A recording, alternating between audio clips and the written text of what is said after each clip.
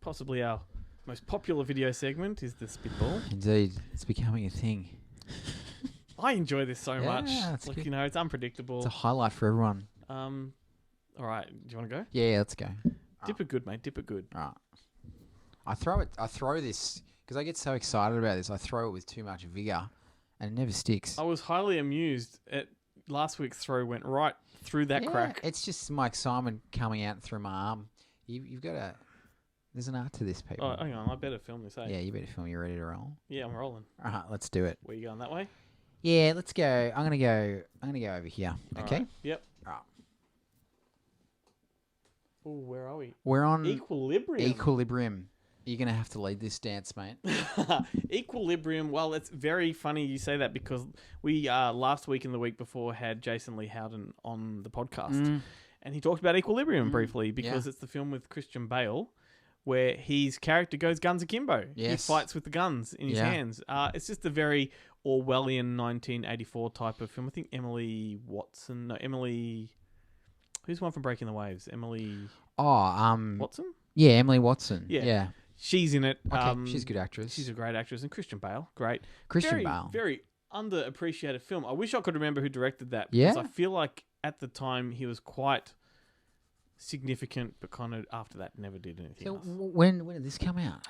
Late 90s. Yeah, I thought it was late 90s. Around about when Bale, maybe even early 2000s. I think he might have just done Shaft or something like that. Because American Psycho was kind of what gave his career a good shot. Yeah, I think Shaft was Christian Bale's back. And then American Psycho's like, well, he's really back. Yeah. And then these films came along. That Reign of Fire was another one. Yeah. Where, you know, good, solid B movies. Yeah. Yeah. Anyway, I haven't got much to say about that. It's probably been 15 years since I've seen it. Do you like Bale? You a fan? I'm a fan. Yeah, I am. same. Look, there are things I don't like him in, but I think overall he's got one of the all-time great YouTube rants. oh, brutal. What a doozy, Just man. unlike. Do you like American Psycho? Love it. Yeah. I interviewed Mary Harron. Yeah, you did. Yeah, that a was few months brilliant. Ago. He's sensational in that film. Oh, is he what? Huey Lewis Huey and Lewis. News. Never listen to them same way again. No. All right, are we ready? Yeah, I'm go going to on. go in a similar direction to Oh, you. mate, I'm ready to roll. That's too tight. All right, we want a loose spitball here. We do. Oh yeah. Hang on, let me just zoom in on this. We can't talk about that. No, we can, Glenn. Look at that. But look what it's also landed on. Oh, it's landed on three of the greatest films of all time. It's landed on the Godfather box set and Goodfellas. The reason I say we can't talk about that is because how much have we talked about these films? I don't think we've touched upon Goodfellas a lot. Do you want? How about this? Why don't you give me your take on the Godfather Part 3? Well, you know my take on that. We did a whole podcast dedicated to it. Go back. It's called Franchised. Keith was on it. Just give it to me again. You liked Underappreciated? Underappreciated. Underappreciated. But I recognize Godfather 3 for the encore that it is. Yes. I think it has more merit than people like yourself give it credit for. Yeah, you do. It's clearly not in the same sphere as the first two. No. But I love Andy Garcia in it. Andy Garcia is the highlight. I do like Al Pacino in it. Granted, it doesn't feel like the same character. It's a good performance. But it's a good performance. I love that famous, they pull me back in. So even has as derived as the film is, it has one of the most famous lines in film history in it. Yeah. So, Isn't that interesting, though? Yeah. Like, of all the lines in all the Godfather, that's the one that most people would probably know. recognize. Yeah, that and the I'll Make You an Offer. Yeah. Look. Resonates. Yeah, for sure. I mean, I think Sofia Coppola's diabolical in it. She's wasn't a calling. I kind of like Diane Keaton being in it, Yeah. but once again, she kind of plays new Diane Keaton, not old Diane Keaton. Yeah. If you know what I mean. Yeah, I do. Post Woody, I don't think it's a bad film as a standalone. I think it's a good film. Yeah, I think if it existed outside the Godfather universe, I would say, that's a really solid film. Yeah. I mean, another film that came out that year, which is landed on, is Goodfellas. I think that also hindered its impact and its acceptance because Goodfellas came out in the same year. That is one of the greatest films of all time. It's an amazing film. Goodfellas, man. It's a great film. It's a violent film. It's brutal. Joe Pesci is terrifying in that. On our last podcast, we talked about double features at the drive-in. How about if you did Goodfellas and Casino. Oh, that'd be a great double. That is a brilliant double. They're Yeah. both great films. I think Casino's the better film. Yeah, you prefer Casino. I do, but like, I mean, and I don't think it's fair to say that that's a poor pick of the two. I think they're both as good as each other. Yeah, okay. Maybe Goodfellas resonates more because it was first and because it's shorter. Yeah, it is. It's about half hour shorter. Yeah. I think the great thing about Goodfellas is that it has Ray Liotta's character. We see it through his eyes. Yeah. I think that really goes a long way. And you got Lorraine Bracco. Whereas I love the Sharon Stone point of view from Casino. She's fantastic in that film. Yeah. She was riding high then. And is Don Rickles. Don Rickles is in that. So I saw this before I realised who Don Rickles was. Yeah. And to see him now watching it, I watched it about 6 months ago. Watching him in that role is unusual. Have you seen the outtakes where he's just chastising De Niro for doing the method thing? Only he could. Yeah, it's hilariously Only he funny. could.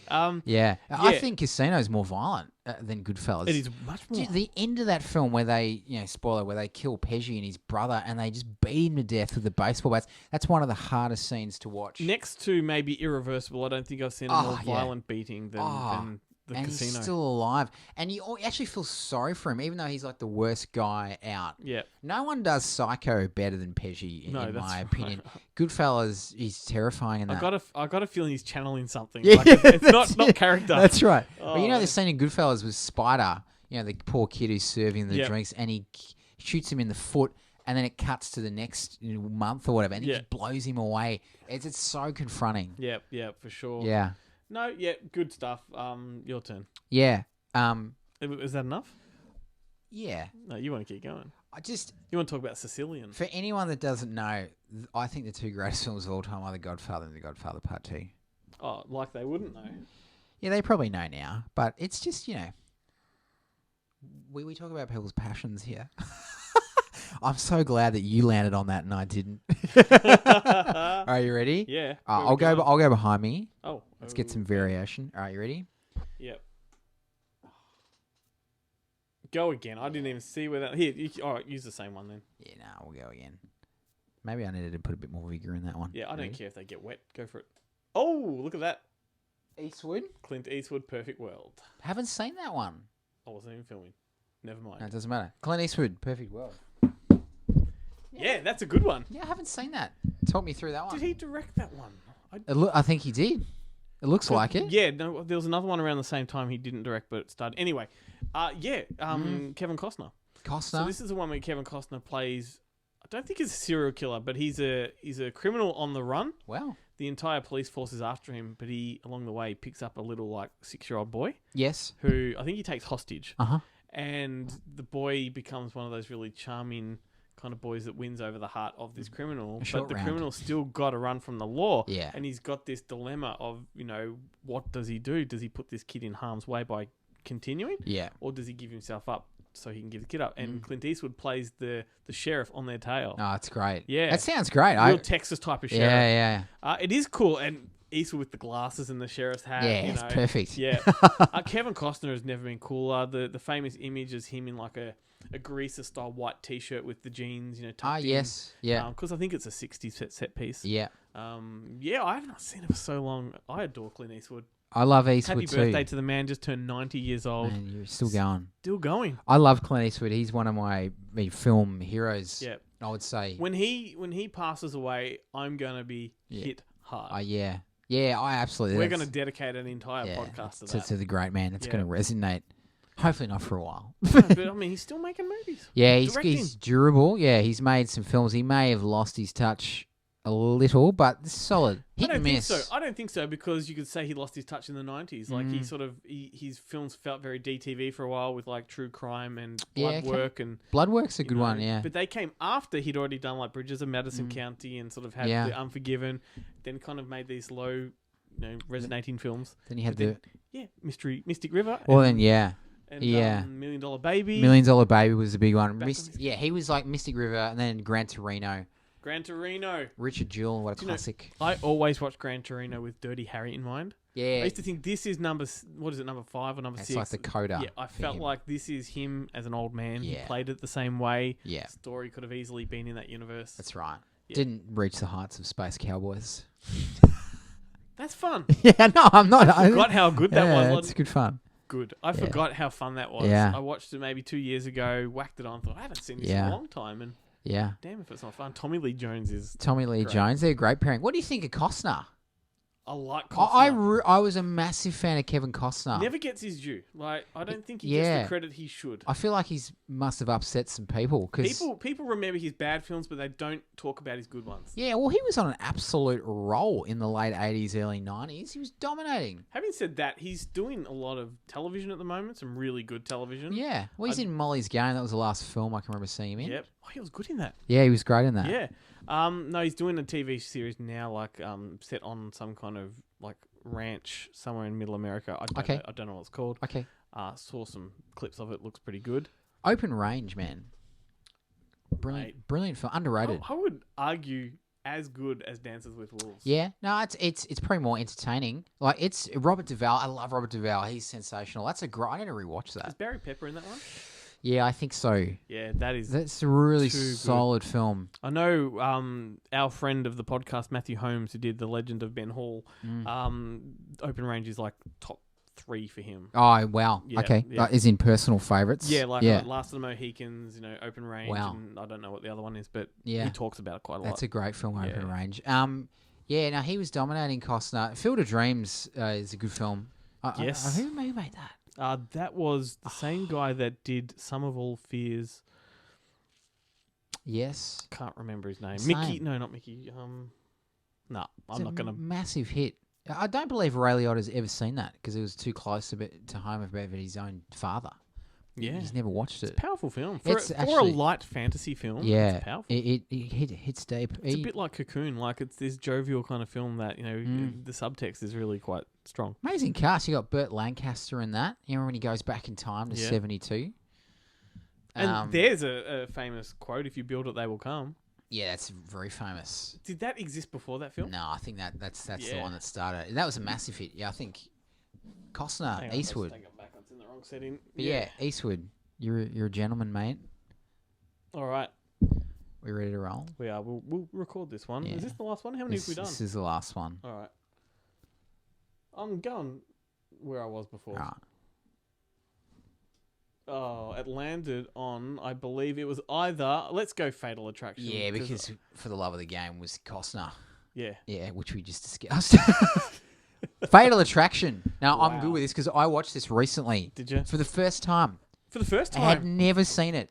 I just, for whatever reason... That's really interesting because this is a film that kind of paved the way for a genre. Yeah, it did. It was very innovative. Yeah. Massive hit. Yeah, I'd never watched it before. And I'm like, I gotta watch Fatal Attraction. So I watched it. Obviously, entertaining. Yeah. I was pleasantly surprised. There's a great line in thinking Sleepless in Seattle with Tom Hanks, and the synopsis is the son is trying to set him up with a woman. Yes. He's trying to say to the son why setting a man up with a woman is a bad idea. Blah blah blah. And then for some reason he jumps to, have you even seen Fatal Attraction? And he says, scared the shit out of every man in America. It is terrifying. That scene with the rabbit, man. Bunny Boiler. Yeah, which because I hadn't seen it. So I obviously knew the famous scene where she gets killed. Yeah. But I'd never seen, everything prior to that. So the scene with the rabbit, oh, dude, chilling. It came out of nowhere. But I think I even mentioned this on a podcast recently that was sort of the birth of that femme for psycho kind of, all Basic Instinct, single white female, all these kind of, monster, crazy women films. Basic Instinct is probably, I haven't seen that in years. Well, Michael Douglas sort of after Fatal Attraction became like a beacon for these sex thrillers. He did. Because he also did Disclosure with Demi Moore. Yeah, he did heaps of those. Yeah. Yeah. And that era too, because you had Colour of Night with Bruce Willis, you had Slither with the Baldwin, whichever one that was. I think Steve... Billy Baldwin, maybe, and Tom Berenger. Yes, yeah. And Sharon Stone. Sharon again. Yeah, which is was that Roger Donaldson? It was an Aussie director. I think it's Philip Noyce, I think. Noyce, okay. Yeah. It was that whole 90s, late 80s era of those type of erotic and it's thrillers. kind of a genre you just can't revisit anymore. No, it's like this film particularly. I was thinking if this came out today, there'd be some serious conversations on the internet, wouldn't it?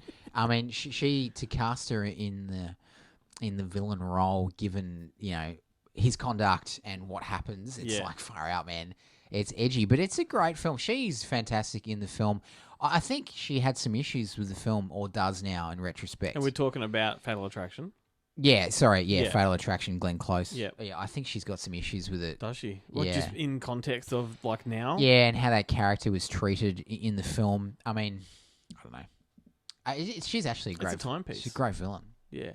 Yeah. Like, I don't like it when people look back at things and say, "Oh, in retrospect, I don't like." Yeah, I it." don't It's like well, it. no, that was the time, and that was I the think- attitude. And Yeah, like I think she tried to say she never was happy with how her character was treated in the end of the film, but I need to check the quote. Anyway. you're a psycho wielding a knife. Like, Yeah. it's gonna come. Glenn, you knew what you signed up for. You read the script. Yeah, that's right. Adrian Lin is an interesting director. He directed that one. He was, Yeah. I guess, in today's world, you could call him a misogynistic director, but he was always gravitating towards those adultery kind of films. He Yeah. did Indecent Proposal. I'm pretty sure he directed that. He did. Now I've gone blank.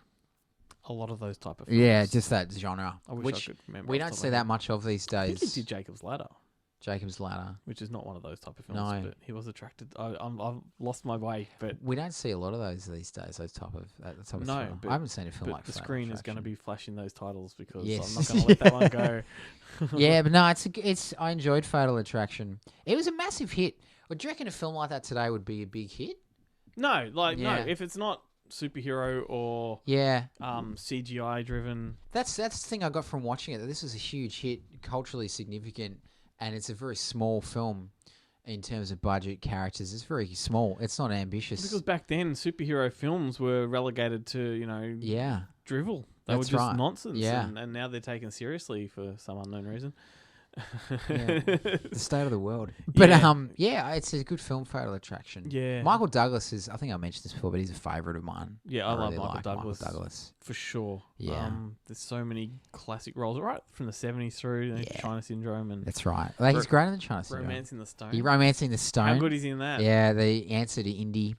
But Yep. they after Wall Street, they cast him as that corporate, powerful businessman, whatever, who, morally questionable. Yeah. Even in The Game, I love The Game, the Fincher film. Sean Penn. Sean Penn Yeah. again, he's great in that. Yeah. But I love that film. I know it's That holds up over 7 Yeah. for me. Yes. Dang, son. I'm so disappointed in 7 now. So I haven't watched it in a long time. You revisited it? Yeah, I've probably said this before on microphone, but I feel like it was the greatest thriller in my mind. That and Silence of the Lambs, Neck and constantly neck. neck and neck. And 7 just constantly was just in that top 5 list. And then I watched it maybe 2 years ago, and I'm like, this is aged so Wow. poorly. Maybe cinematically it's aged. It doesn't look as stylish as I remember it. I Okay. think the performances are not quite as concise as I Okay. recall them. It just didn't hold up when you Yeah. watch it with Silence of the Lambs, and Silence of the Lambs just trumps it. Yeah. So I go back to something like The Game, where I think everything works. Mm. Same with Panic Room to a lesser extent. I think that works very well. And Yes. 7 sort of just Okay. constantly. It's still a great film, Yeah. great performances. Yeah. but it's just It's trash and it's classic. not. I'm kidding. Same with Fight Club. I think that's aged. I think it's dated Yeah. because of its topic. I think the consumerism aspect is sort of Not held up as well. no. Yeah, look, I need to revisit 7. It's the wrath of the people watching. Oh, yes. Yeah. I would love to revisit 7 because I haven't seen it in a long, long time. Yeah, I thought it was brilliant. I always preferred Silence of the Lambs. Silence of the Lambs, I don't want to say it's fun, but it's funner than 7. It's more enjoyable. It's fun. Yeah, there you go. It's fun. Psycho's fun. Yeah, Psycho is fun. But it's more enjoyable. It's more of a heightened... I think 7's supposed to be a gritty, realistic portrayal of serial killers, which... See, too much of that, highly lit rain scenes and stuff like Yeah. that, which I think doesn't age very well. it's heavy-handed. And this is going to be sacrilegious to so many people, but Russell Malkai made a film with Christopher Lambert called Resurrection, which was his take on 7, like his lower grade version. After 7? After 7. Yeah. It's phenomenal. Yeah, okay. And it's about a serial killer who is taking body parts. And spoiler alert, if you haven't seen Resurrection, mute me or whatever. He's rebuilding the body of Christ. Yeah, okay. And so but all the body parts are coming from like the apostles and all this kind of stuff. And it's just procedural. One of the guys from 7 is in it, so they kind of connected a little bit. It was a good era for that kind of Same universe. same universe. Christopher Lambert's good in it. Yeah. He had sort of a short peroxide hair and it looked like a detective. Yeah. You had The Bone Collector as well at the Yes. time with Denzel. It's a good era for that kind of Yeah. serial Bone, killer. yeah, it's true. Spacey, man. 7. I think the better thriller from 95 is The Usual Suspects. I know it's slightly different.